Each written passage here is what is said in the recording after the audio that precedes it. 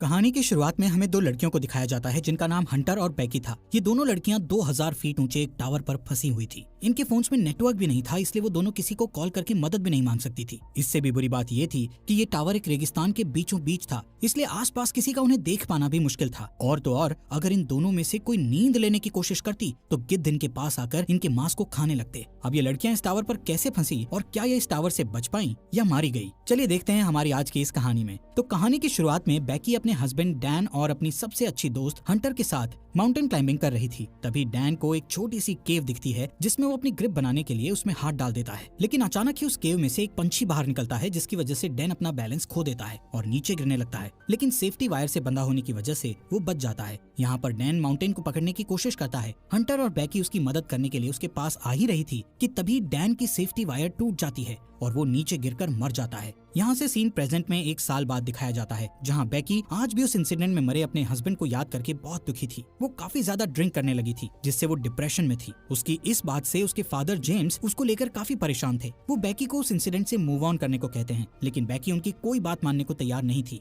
एक दिन बैकी अपनी लाइफ से परेशान होकर बहुत सारी दवाइयाँ एक साथ खाकर सुसाइड करने की कोशिश करती है कि तभी उसके फोन पर हंटर का कॉल आता है जिससे वो सुसाइड नहीं करती। अगले दिन हंटर उसके घर जाती है। हंटर बैकी को उस इंसिडेंट से बाहर निकालने के लिए उसको कहती है कि उसने B67 टीवी टावर पर क्लाइंब करने का प्लान बनाया है और जिसमें तू भी मेरे साथ क्लाइंबिंग करने चल रही है। अब क्योंकि हंटर जानती थी कि बैकी को एडवेंचर प्लेसेस पर जाना बहुत पसंद था और काफी लंबे समय से उसने कोई एडवेंचर भी नहीं किया था। बैकी जो इस टाइम काफी परेशान थी, इसलिए वो हंटर को क्लाइंबिंग करने से मना कर देती है। लेकिन नेक्स्ट मॉर्निंग जब वो किचन में रखी अपनी मेडिसिन लेने जाती है तो वो थोड़ा सोचते हुए डिसाइड करती है कि वो उसके साथ क्लाइंबिंग करने जाएगी। इसके बाद हंटर और बैकी दोनों उस टावर की ओर निकल जाते हैं। रास्ते में बैकी हंटर के फोन में उसकी कुछ पुरानी फोटोज देखने लगती है। जैसे ही वो स्क्रॉल करते हुए आगे और फोटोज देखती है तो हंटर की एक फोटो में वो नोटिस करती है कि हंटर के कंधे पर एक लड़के का हाथ था। बैकी हंटर से उस लड़के के बारे में पूछती है, लेकिन हंटर उसे कुछ भी बताने से मना कर देती है। तभी यहाँ बैकी के फोन पर उसके फादर का कॉल आता है, लेकिन वो कॉल पिक नहीं करती। काफी देर ड्राइव करने के बाद वो एक होटल में रात गुजारने के लिए रुकते हैं। डिनर करते वक्त बैकी को पता चलता है कि हंटर अब एक यूट्यूब व्लॉगर है और यूट्यूब रेवेन्यू से ही वो अपनी ट्रैवलिंग का खर्च उठाती है। इसी दौरान बैकी की नजर विंडो के बाहर उस टीवी टावर पर पड़ती है जहाँ पर वो दोनों जा रही थी। हंटर बैकी को बताती है कि ये टावर यूनाइटेड स्टेट का चौथा सबसे ऊंचा टावर है। नेक्स्ट मॉर्निंग बैकी और हंटर अपनी कार में बैठकर अपना सफर जारी रखती हैं। यहाँ पर हंटर ड्राइविंग करते करते ही अपने यूट्यूब चैनल के लिए व्लॉग बनाने लगती है, जिसमें वो अपने व्यूअर्स को बताती है कि वो अपनी बेस्ट फ्रेंड के साथ उस टीवी टावर पर चढ़ने वाली है। इसके बाद फाइनली वो दोनों उस टीवी टावर के पास पहुंच जाती हैं, जहां उन्हें गेट पर एक डेंजर साइन के साथ ताला लगा हुआ मिलता है। यहाँ से वो दोनों गाड़ी को छोड़कर पैदल ही आगे जाने लगती हैं। रास्ते में उन्हें कुछ गिद्ध एक मरे हुए जानवर को खाते हुए दिखाई देते हैं। हंटर इस चीज को भी अपने व्लॉग में रिकॉर्ड कर लेती है और उस मरे हुए जानवर की फोटो क्लिक करके अपने इंस्टाग्राम अकाउंट पर पोस्ट कर देती है, जिस पर उसे बहुत जल्द ही काफी लाइक्स मिल गए थे। कुछ देर बाद वो टावर तक पहुंच जाते हैं। यहाँ पर हंटर अपना व्लॉग बनाना बंद कर देती है। वहीं बैकी टावर की ऊंचाई देखकर डरने लगती है और उसे लगता है कि वो ये नहीं कर पाएगी, क्योंकि डैन के साथ हुए इंसिडेंट के बाद उसने कभी इतनी ऊंचाई का सामना नहीं किया था। लेकिन हंटर उसे उसका डर दूर करने के लिए कहती है, जिसके बाद हंटर सेफ्टी रोप को उसकी कमर से बांधकर टावर के ऊपर चढ़ना शुरू कर देती है। ये पूरा टावर काफी पुराना हो चुका था, जिस पर बुरी तरह से जंग लगी हुई थी। इस टावर की सीढ़ियां हिल रही थी और नट बोल्ट भी काफी लूज हो चुके थे। यहाँ पर ये दोनों काफी ऊपर तक चढ़ चुकी थी कि तभी बैकी के हाथ से सीढ़ी का एक पुराना हिस्सा टूटकर नीचे गिर जाता है, जिससे बैकी थोड़ा डर जाती है, लेकिन वो हिम्मत करके फिर से उस टावर के ऊपर चढ़ने लगती है। ऐसे ही धीरे धीरे वो आधे टावर तक पहुंच जाती है, यानी 1000 फीट ऊपर, जहाँ से शहर काफी छोटा दिखाई दे रहा था। ये दोनों यहाँ पर कुछ देर आराम करती हैं और पानी पीने के बाद फिर से क्लाइंबिंग करने लगती हैं। थोड़ी देर बाद वो 1800 फीट ऊपर पहुँच चुकी थी और अब उन्हें सिर्फ 200 फीट ही ऊपर चढ़ना था। बैकी इतना ऊपर चढ़कर काफी डरने लगती है, क्योंकि वहाँ हवा बहुत तेज चल रही थी और सीढ़ियाँ भी काफी पुरानी होने की वजह से हिल रही थी। वो हंटर से कहती है कि अब उन्हें वापस नीचे जाना चाहिए, लेकिन हंटर उसे बोलती है कि अब इतनी ऊपर आकर उन्हें हार नहीं माननी चाहिए। जिसके बाद वो वापस से ऊपर चढ़ने लगती हैं। यहाँ से टावर के ऊपर चढ़ने का रास्ता काफी खतरनाक था। रास्ते में लगी कुछ डिस्क को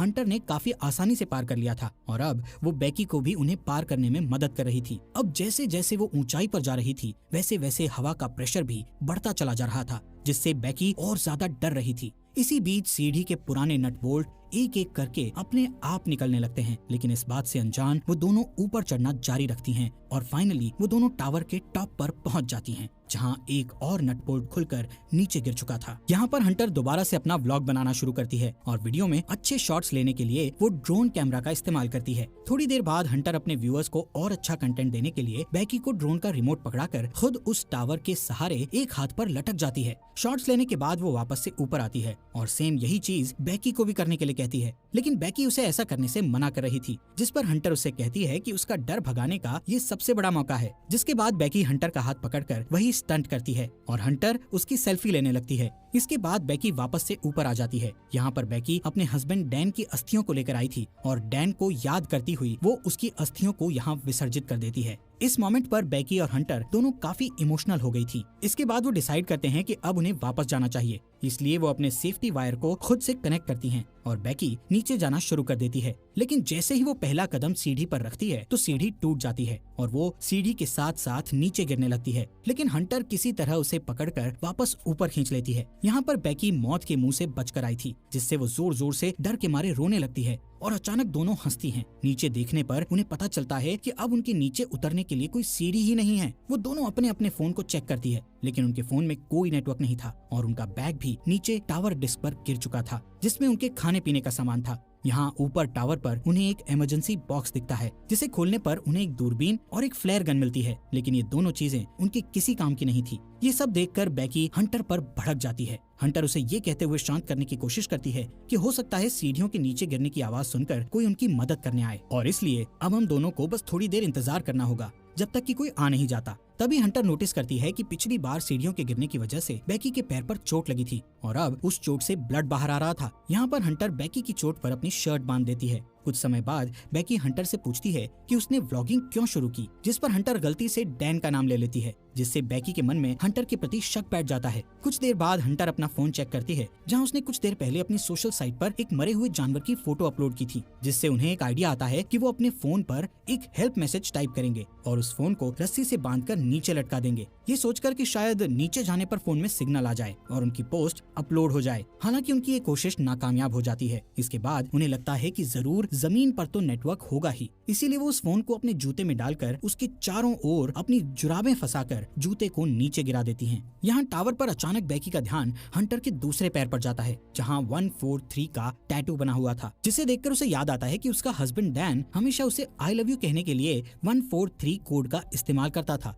लेकिन बैकी इस चीज को भी इग्नोर करके इस टावर से नीचे उतरने के लिए कोई और आइडिया सोचने लगती है। थोड़ी देर बाद उन दोनों को दूरबीन से नीचे जमीन पर टावर के पास से गुजर रहा एक आदमी और उसका डॉग दिखाई देते हैं, जिससे वो उस आदमी से मदद के लिए चिल्लाने लगती है, लेकिन इतनी ऊंचाई होने के कारण उनकी आवाज नीचे नहीं जाती। यहाँ नीचे हम देखते हैं कि हंटर ने जो फोन जूते में डालकर नीचे फेंका था वो पूरी तरह से टूट चुका था और अब उनका ये प्लान भी फेल हो चुका था। वो आदमी वहाँ से जाने लगता है। ये देखकर बैकी हेल्प के लिए चिल्लाते हुए अपने दोनों जूते उस आदमी पर नीचे फेंक देती है, ताकि उस आदमी का ध्यान ऊपर की ओर उन पर आ जाए, लेकिन वो आदमी ये नोटिस नहीं करता क्योंकि वो किसी से कॉल पर बात कर रहा था। इसके बाद बैकी वो फ्लेयर गन चलाने लगती है, लेकिन हंटर उसे ये कहते हुए फ्लेयर गन चलाने से मना कर देती है कि अभी दिन का समय है, इसलिए किसी को भी फ्लेयर गन का पता नहीं चलेगा। इसी दौरान वो दो और आदमियों को वहाँ थोड़ी दूर नोटिस करती हैं, जो यहाँ पार्टी करने के लिए आए थे। उन्हें देखकर वो दोनों डिसाइड करती हैं कि थोड़ा अंधेरा होने पर वो इस फ्लेयर गन का इस्तेमाल करेंगी, ताकि वो लोग उन्हें नोटिस कर सकें। कुछ देर बाद रात हो जाती है और बैकी फ्लेयर गन का इस्तेमाल करती है, जिससे वो दो आदमी उन्हें देख लेते हैं। यहाँ पर बैकी और हंटर अपने हाथ हिलाते हुए और जोर जोर से चिल्लाकर उनसे मदद मांगने की कोशिश करती है। इसके बाद वो दोनों दूरबीन से देखते हुए नोटिस करती है कि वो दोनों आदमी हंटर की कार के पास जा रहे थे, जिसे देखकर दोनों खुश हो जाती है, लेकिन उनकी मदद करने के बजाय वो आदमी उनकी कार को चुराकर वहाँ से भाग जाते हैं। ये देखकर वो दोनों काफी दुखी हो गई थी और अब उन्हें जल्दी से कोई नया आइडिया भी समझ नहीं आ रहा था कि अब वो क्या करे। यहाँ पर बैकी हंटर से उसके पैर के टैटू के बारे में पूछ ही लेती है, जहाँ हंटर ये रिवील करती है कि उसका डैन के साथ 6 महीने तक अफेयर रहा था। इसके लिए वो उससे माफी मांगती है कि उसने उसके हस्बैंड के साथ हुकअप करके काफी बड़ी गलती करी। हंटर बताती है कि डैन उसे अच्छा लगता था और वो उससे प्यार भी करती थी, लेकिन डैन बैकी से ज्यादा प्यार करता था, इसलिए उसने जल्दी ही डैन से ब्रेकअप कर लिया था। बैकी ये सुनकर और भी ज्यादा डिसअपॉइंट हो जाती है कि उसकी बेस्ट फ्रेंड और उसका हस्बैंड दोनों ही उसे चीट कर रहे थे। अगली सुबह बैकी फोन चेक करती है, जहाँ उसे पता चलता है कि इस टावर टावर पर चढ़े उन्हें 24 घंटे बीत चुके हैं। अब क्योंकि उन्हें काफी भूख और प्यास भी लग रही थी, इसलिए हंटर डिसाइड करती है कि वो नीचे डिस्क पे जाके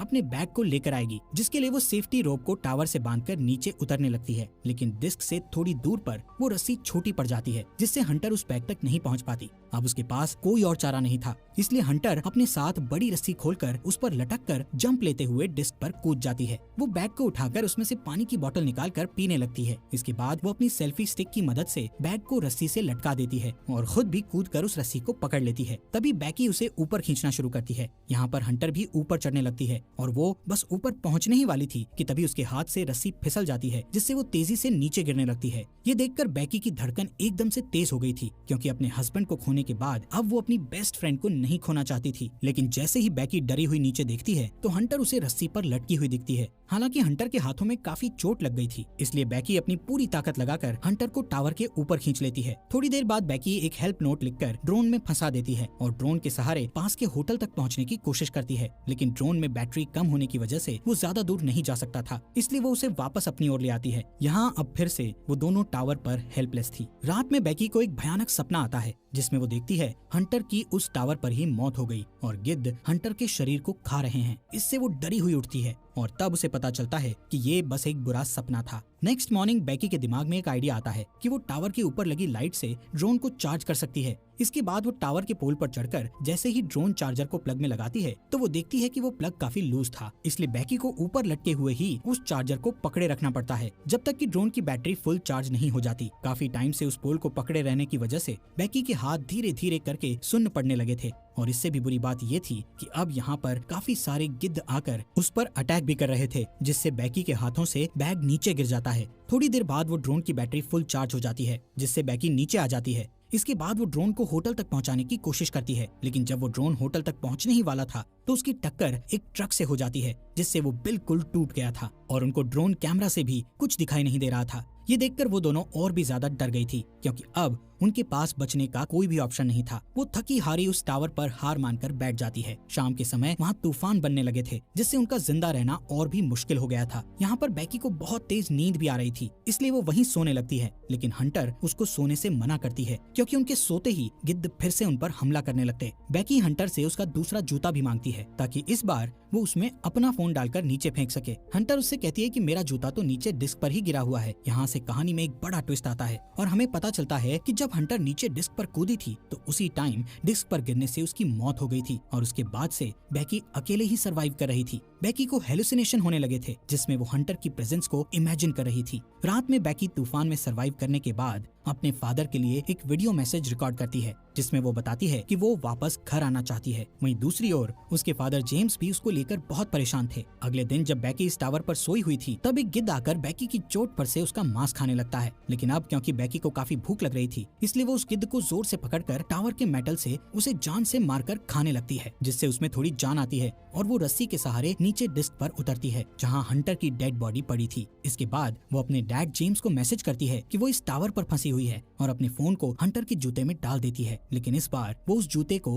हंटर की डेड बॉडी में घुसाकर उसकी डेड बॉडी को नीचे फेंक देती है। इसके बाद रात में उसके फादर जेम्स को बैकी का मैसेज मिलता है और वो जल्दी से पुलिस को कॉल करके वहाँ टावर तक पहुँचता है। अब जैसे ही वो उस टावर तक पहुँचता है तो देखता है कि पुलिस एक डेड बॉडी को कवर कर रही थी। ये देखकर उसे लगता है कि ये उसकी बेटी बैकी की डेड बॉडी है जो जिंदा नहीं बच पाई। तभी उसे अपनी बेटी पुलिस की कार के पास दिखाई देती है, जिसके बाद वो दोनों एक दूसरे को गले लगाते हैं और इसी के साथ ये अमेजिंग मूवी यहीं पर खत्म हो जाती है।